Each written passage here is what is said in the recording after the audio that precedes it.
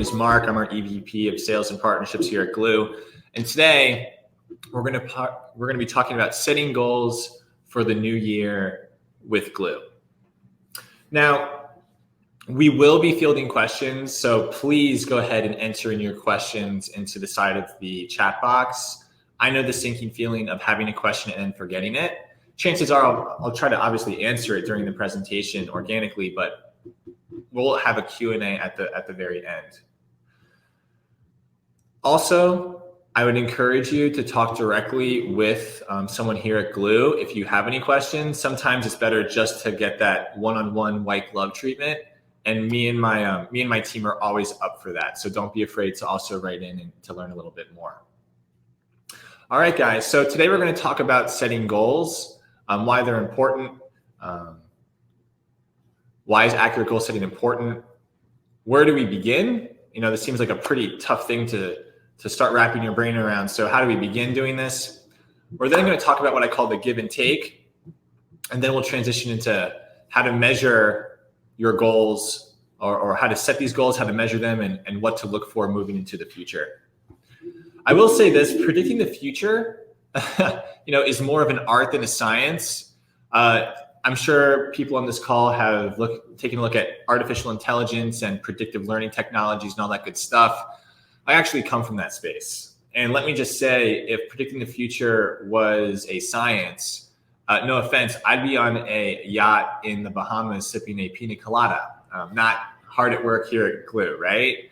So unless you can actually write down the algorithm of what you're depending on a piece of paper, well, I don't actually recommend using that number, right? Where you have to know where the data is coming from for you to have the confidence into relying on it, whether that's you, your team, or your investors. So on that note, here's the agenda. We're going to talk about why accurate goal setting is important. We'll go through many examples, where we begin, the give and take, and how to measure and what to look for. So, let me also add, this is a framework, right? We're not going to be going into like the guts of actual algorithms. This is definitely a starting point. And if you want more help, just give us a call and we'll help you one-on-one. So why is accurate goal setting important? Well, so we have the slide here. Accurate goal setting is key to activating and optimizing the finite resources that any merchant has at their disposal, right? That could be physical capital, like the products that you're buying to sell and having in stock. It could be the liquidity or your cash that you have on hand, maybe your employees' time. We all have a finite amount of resources, whether you're Kleenex or whether you are a startup just getting your feet underneath you. So I'm going to share my slides. Application window. We're now sharing. And now I'm going to go over here. It's my 13th time doing this and it's still a curveball. Okay. Setting goals for the new year. Here's the agenda. Why is accurate goal setting important? Where do you begin? The give and take, and how to measure and what to look for. Why is accurate goal setting important? Like I said before, it's the key to activating and optimizing your finite resources.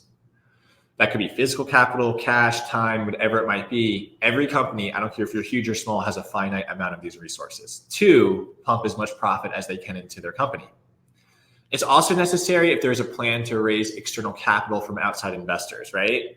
When you're selling your company, I don't care if you're going public, if you're on Shark Tank or whatever it might be, you have to prove to your investors that the risk that you're asking them to take on you is worth it, that you know your business, that you can at some level know your business well enough to predict the future for your business. If you're not the most accurate person talking about your business and you own it, we got a problem, right? You can't just hire someone outside to tell you how to run your business. Mark Cuban's not going to hand over a cent to someone like that if you watch the Shark Tank, right? You have to be the expert on these numbers. Overall, it's vital to master so that the management can make the most profitable decisions possible. So, for example, let's say that we had a CEO of a company selling granola bars, making me hungry. And he plans to sell 10,000 units of chocolate granola bars and 5,000 units of peanut butter granola bars. Goodness knows how much money and time it would take to actually manufacture that much product, right? But let's say he was way off. and he ended up only selling 1,000 units of the chocolate, or 10% of the chocolate bars. And let's say peanut butter was such a hit that he ran out of those 5,000 units on the first day. Now what he's done is really screwed himself. Number one, he's missed out on all that profit that he could have made if he had ordered more peanut butter bars. Duh. And even worse, now he can't order those peanut butter bars because all of his cash is tied up in the chocolate bars that no one wants.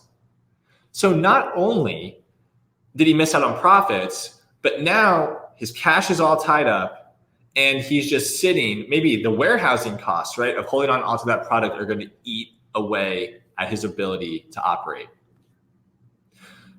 No one wants this to happen to you, right? Especially us here at Glew. So if the CEO had known where to begin, he wouldn't have this problem. Now, where you begin is these 4 things. First, we want to look at your company's past performance over time. And I like a period over period as well as a year over year analysis.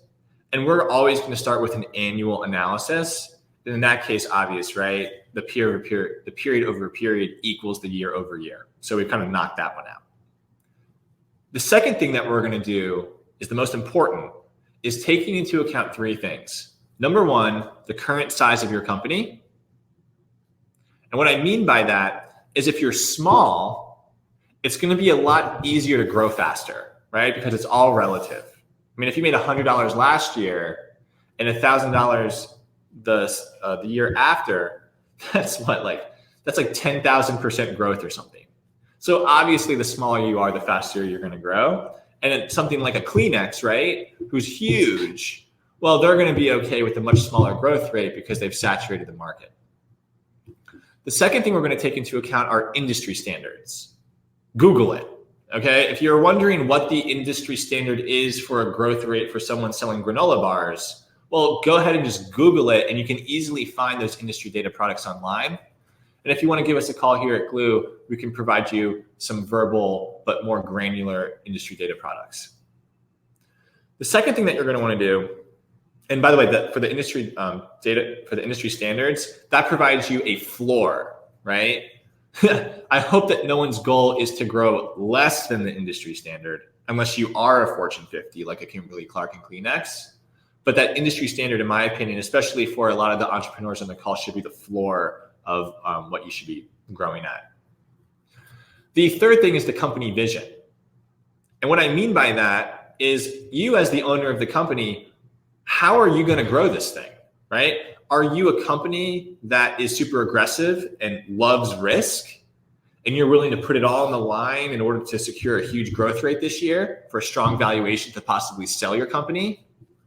Or are you just here to make yourself more profitable? Maybe you're looking to own the company 100%, and you're going to be okay with a lower growth rate, but that's because those profits go directly into your pocket and you're not sharing them with anyone.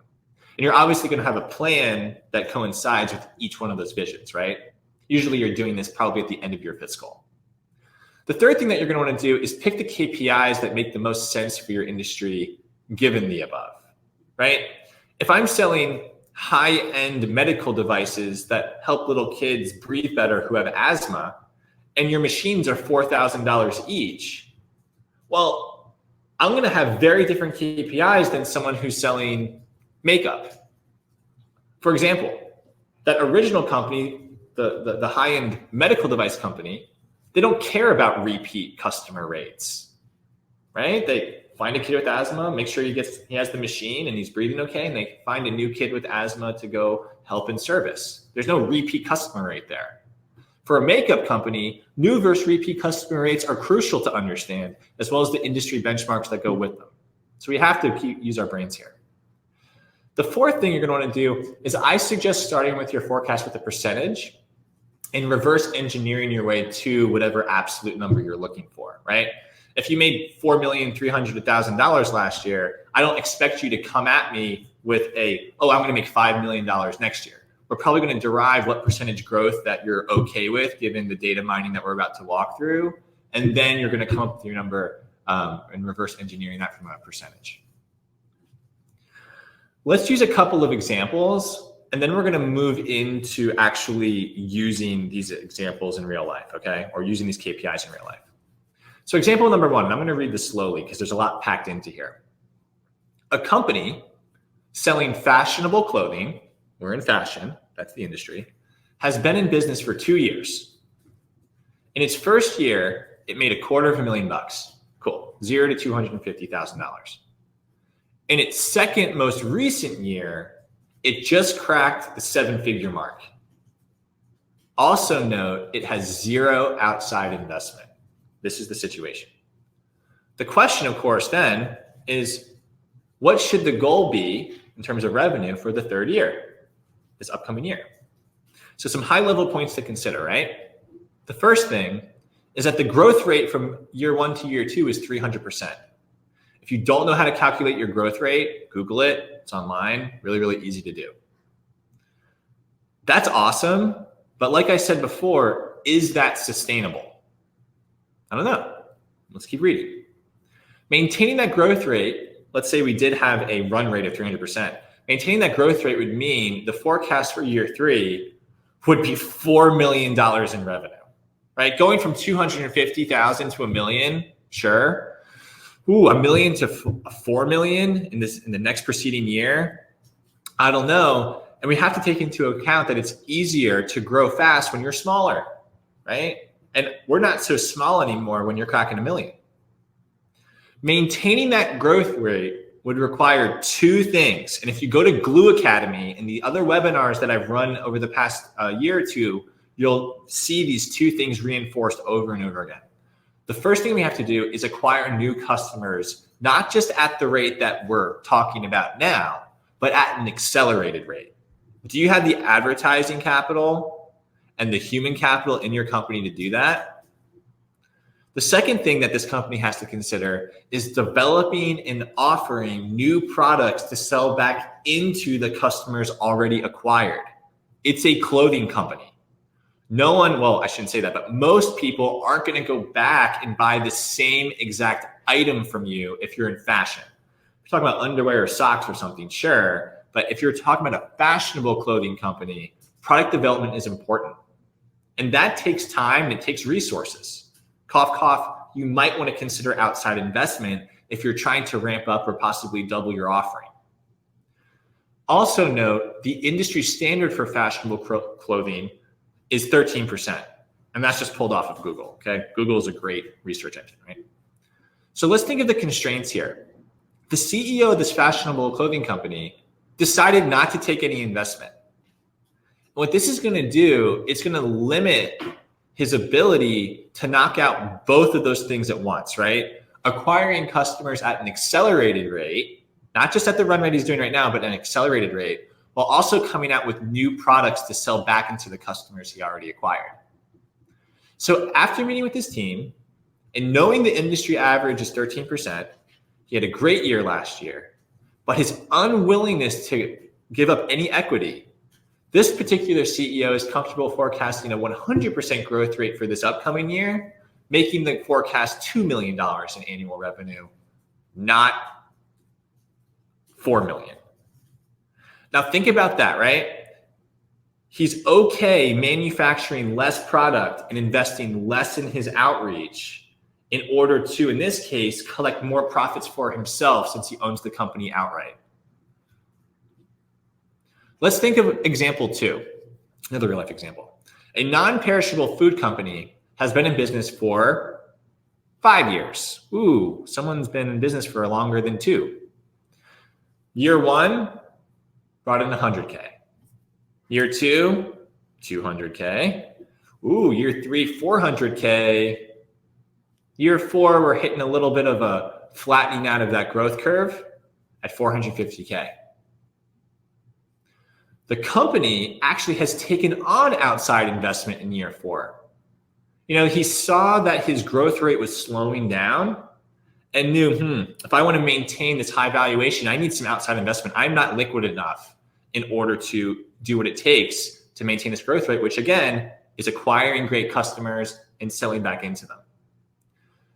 That outside investment has a vision. The vision that he pitched to his investors is he's going to double the amount of SKUs that he offers to his current and future customer base.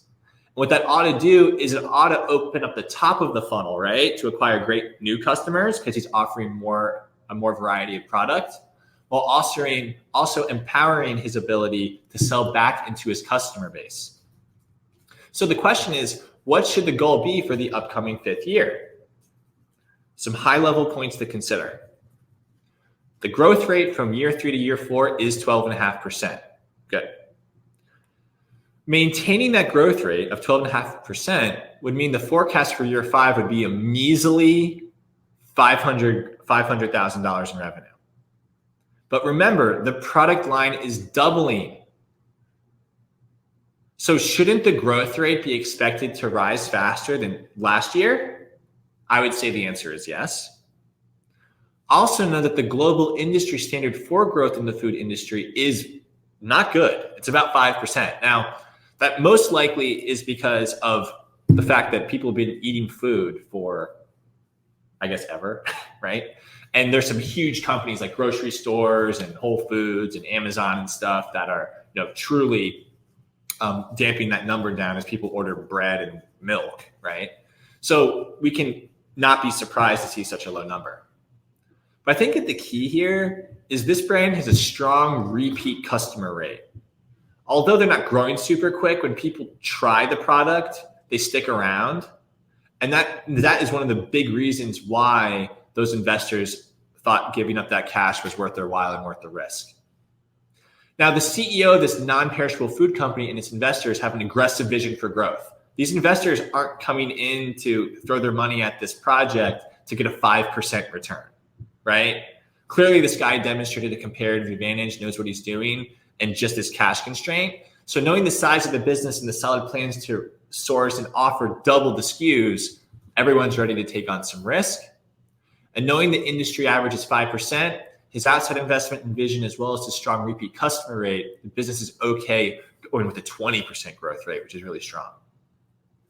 Now, those two examples were less about providing you some formula and more about providing you a framework to start owning your ability to plan. Planning is super important. Planning also requires that you understand the KPIs that go into SMART goal setting. Now that we've covered some of these high-level exercises, what we're going to do is we're going to drill into some of these KPIs to show you what they look like. All of them should be benchmarked period over period and year over year, which in this case is the same because we're going to be looking at a year. But nonetheless, they're going to fall into 3 main categories. And if you guys don't know these 3 metrics, you got to know them. You got to know your numbers. I should be able to go up to you at any day, at any time, and tap you on the shoulder and ask you what these are, and you should be able to rattle them off like breathing, especially if you're the CEO of the company. They fit 3 areas. One is profit, KPIs, all about profit, right? Which is where the forecast really ends. But what builds up to that is understanding your customer metrics as well as your product metrics, right? So if I jump over into Glew and I'm thinking about profit, well, what's beautiful about this, whether it's in Glew.io or through Glew Plus, is we're the experts in this. And you might want to take screenshots if you're not already on Glew to think about how you want to position this, even if you don't use us. I got my revenue, right? And I can maybe break that out by month. And I'm looking at a year. And I can see my period over period analysis and my period over period growth, both in percentages and absolute numbers. And, we're looking at period over period in a year's time frame, and this is a dummy account, so the numbers are going to change. But if I click this box right here, that will change the gray line to a year over year instead of a period over period, right? That might be confusing. So if I bump down to like 7 days, right? Well, now I'm looking at my revenue from January 16th to today. And the blue line is January 16th to today. The gray line in this case is January 16th last year to today.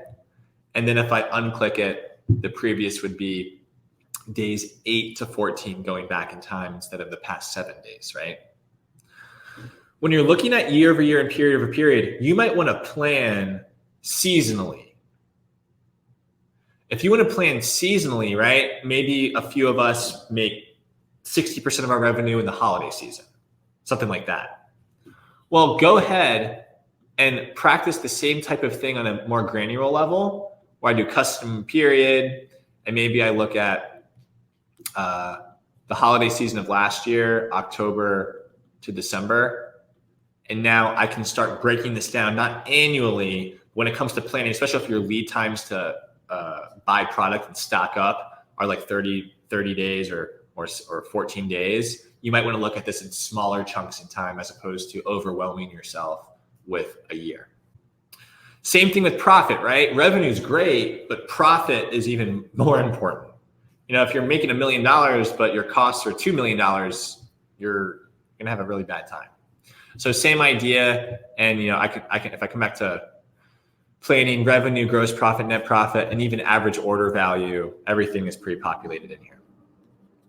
The customer metrics are going to be a little bit different, but nonetheless super important. Basically, what we're doing is taking what was at a store level and breaking it down in terms of a customer by customer level. And arguably the most important area of forecasting when it comes to the customer area and where your investors are going to ask you about is not just your lifetime value at any given moment in time. That's not going to do the trick. Lifetime value meaning the amount of money that someone's going to spend with you as a merchant until the customer dies or you go out of business, whatever happens first.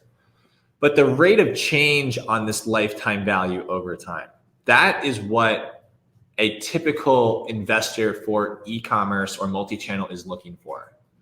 Because remember the two goals that these guys are asking themselves, does this merchant have what it takes to succeed? And what they're really asking themselves is, does this merchant have what it takes to attract the right customers on a regular basis? The right customers being the potentially highest paying customers. And do they have what it takes to keep those customers around? Your LTV curve should look like this. If it doesn't, don't show it to investors. If it does, you'll want to show it to investors, because if your LTV curve looks like this, it means that you're accomplishing both of the goals that I just outlined for you, right? The repeat customer, that's pushing your lifetime value up.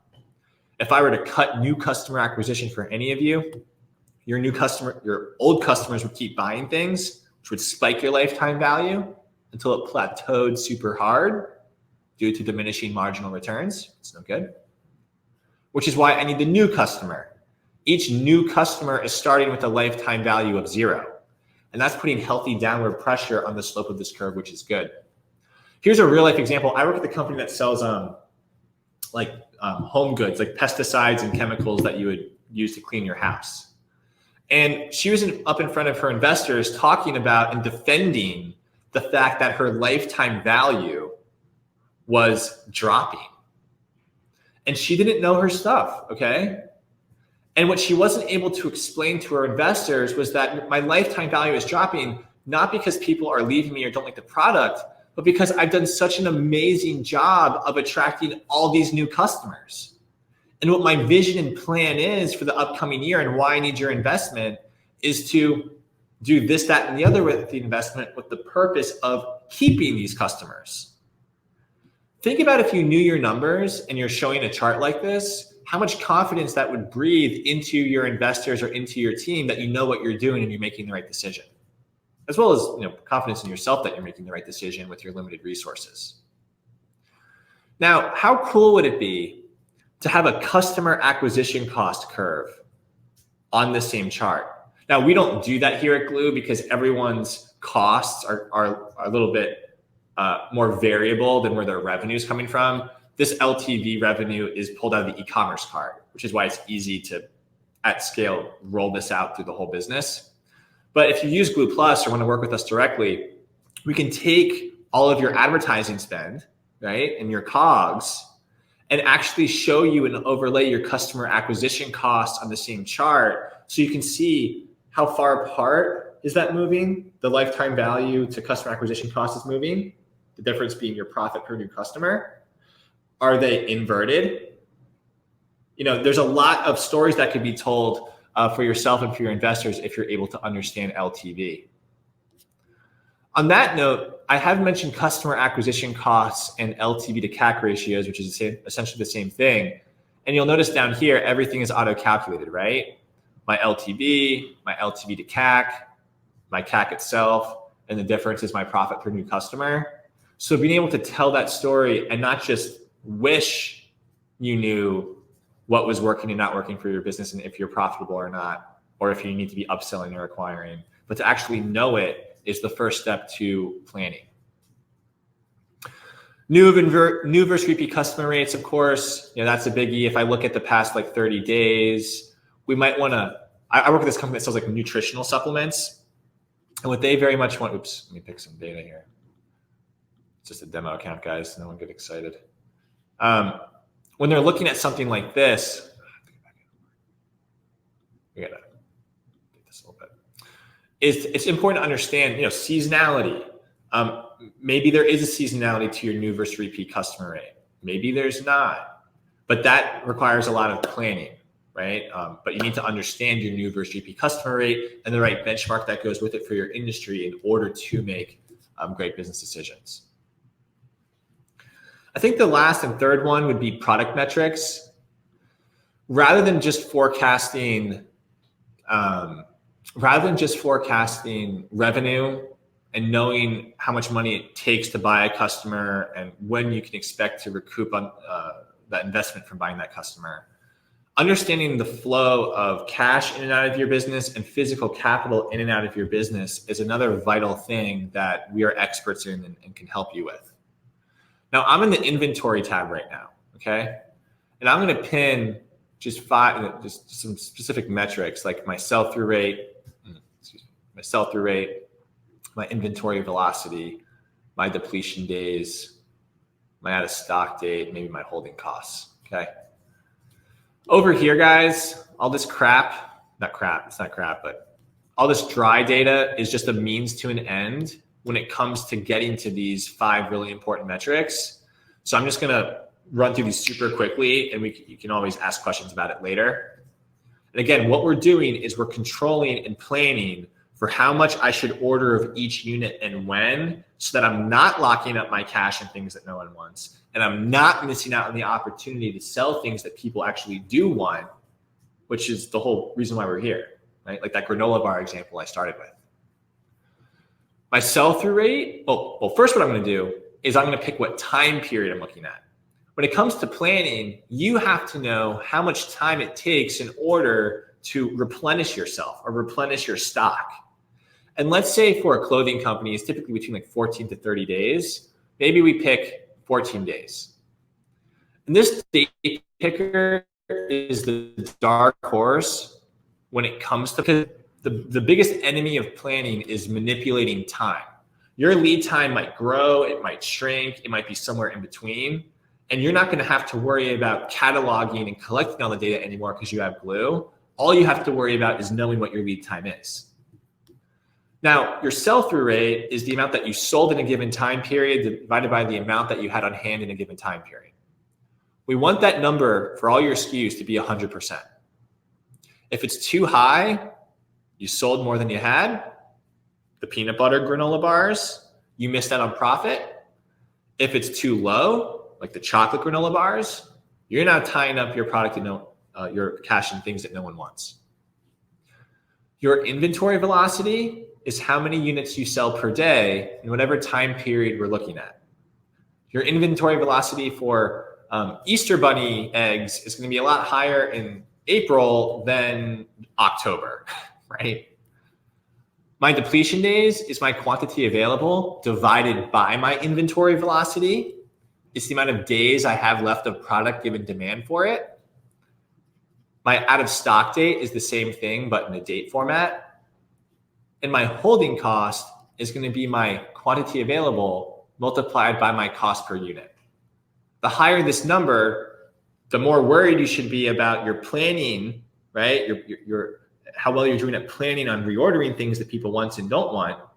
So you got to be wary of that. Now, we can start creating segments across your products, right? Maybe I have a set of products which takes me 14 days to replenish. And I also have a set of products that takes me 45 days for me to replenish. Well, how would I plan? Well, for the 14-day one, I'm going to look at 14 days.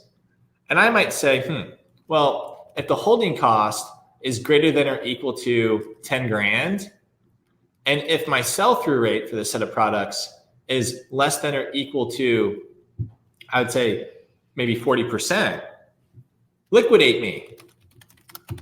They're chocolate granola bars. No one wants them. Set up an alert for yourself and let yourself know that so you're not reordering chocolate granola bars when no one told you that they're backing up in the warehouse.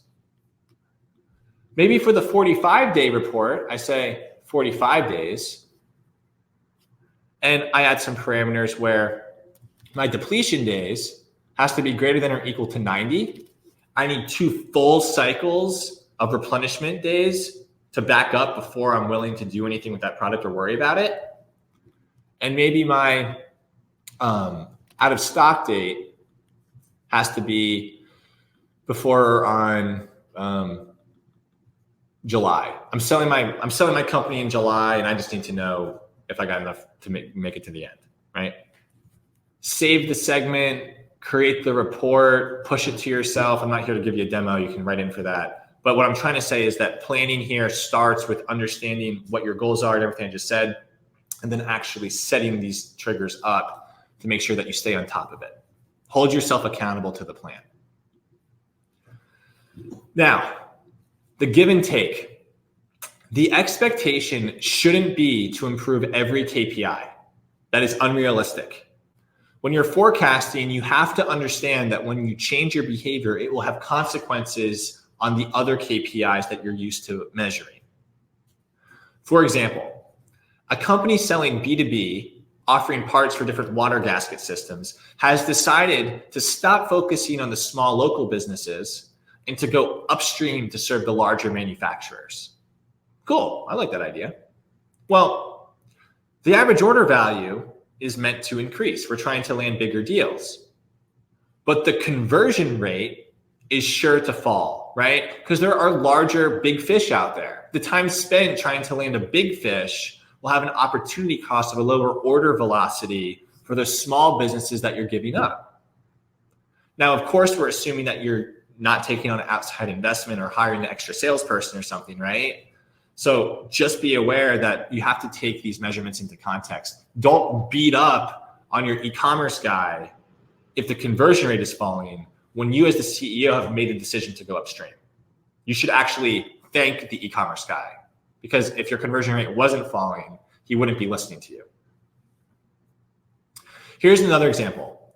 A company selling makeup has discovered that via Glew's first purchase attribution model, that it has absolutely saturated AdWords with too much advertising spent. And there are efficiencies to be gained by moving some advertising spend to Bing. Yes, guys, people buy off of Bing. I know it sounds wild, but they do. To be more specific, it discovered that customers who convert first from AdWords spend $50 ahead with them, and people who convert first from Bing actually have ended up spending 4 times the amount with them. But remember, it's a makeup company. You order makeup a lot, so it's going to take some time for those new customers to buy who convert first from Bing to become profitable. Think back to here, right? Customers' lifetime value. It takes time for that lifetime value to collect as I'm buying more things from you over time. And thus, my profit per new customer, which is my LTV minus my CAC, might be negative initially, but over time, that LTV will build up while the CAC stays the same, making me profitable. Assuming that this company has a finite amount of advertising resources, it has to be okay with seeing its performance of Google suffer, because I'm taking money out of Google in the short term to see its profits increase over the long term by acquiring better customers from Bing. Look, this has been a lot. I get it, okay? Predicting the future is definitely more of an art than a science. But forecasting and goal setting is absolutely essential for your business to reach the full potential. So you have to practice it. there are things that are outside your control, but your investors and brutal capitalism doesn't care about that, right? You have to control as many of these variables as you can, and that requires knowing your numbers and planning. And if you do this right, this will ensure that you grow, that the business grows for yourself and your stakeholders, but also people are held accountable. When you forecast for the year and everyone in the room agrees on it because everyone knows their numbers and we're on the same page of where we're going as a team, you now have the luxury of going, not just motivating people to reach the same goal that you want them to reach, but going back and, tweaking this and maybe having a conversation with that employee that they're not doing what they need to be doing in order to reach the goal that you guys have planned, right? That's why goal setting is so powerful, to bring teams together and to make companies more profitable. This is a kind of specific to your business topic too. So if you have questions you want to follow up with, one-on-one, feel free to reach out to us as well. Yeah, I can imagine a lot of people are hungry for industry data products after this, as well as maybe some hand-holding when it comes to putting together and prioritizing which KPIs you might want to start with and which you want to end with. And that's one of the benefits of here at Glew. When you've worked with an agency or something like that, or a consultant, usually these guys are doing like an inch wide, mile deep view of each business that they're working for. They might get up to 12 businesses or clients a year. Here at Glew, we have the luxury of doing this at a much higher velocity, right? Across tens of thousands of people and businesses. And with that higher velocity of an experience, it's not better or worse. It's just different in terms of the insights we can share with you. So don't be afraid to push us for deeper metrics than what you're used to, especially third-party ones. All right, guys. Well, it's been a blast. It's been a great, I can't believe 40 minutes went by so quickly. If you are a client of Glew, we love you and appreciate your business. If you're not, we still love you and would love you to write in and learn a little bit more. And I wish you the best.